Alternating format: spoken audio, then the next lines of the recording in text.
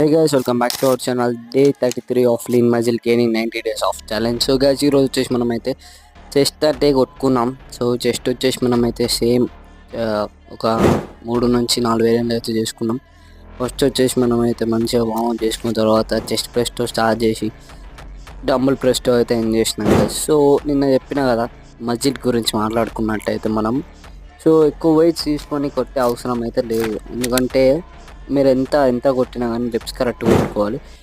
చాలామంది ఏంటంటే ఎక్కువ వెయిట్ పెట్టుకొని అంటే ఎక్కువ వెయిట్ తీసుకొని కొడితే మన మజిల్ ఇంకా ఇంక్రీజ్ అయ్యి అంటే పెద్దగా అవుతుంది అంటే తొందరగా గ్రో అవుతుంది అనుకుంటారు. కానీ అది అట్లా ఏం కాదు గైస్. అంటే మీరు ఎంత డంబుల్ ఇప్పుడు 5 kg తీసుకున్నా 10 kg తీసుకున్నా అంతే, అది ఎంత కావాలో అంతే అవుతుంది. సో జిమ్లో అయితే మనకు పంపింగ్ అనేది చాలా అవుతుంది. పంపింగ్ చూసి చాలామంది ఏమనుకుంటారు అంటే అరే బైసెప్ ఇంత ఇది దీంతో చేస్తే పెరుగుతుంది అనుకుంటారు. కరెక్ట్ రిప్స్ కరెక్ట్గా పర్ఫామ్ చేసుకుంటే సేమ్ అట్లనే అవుతుంది. Thank you for watching.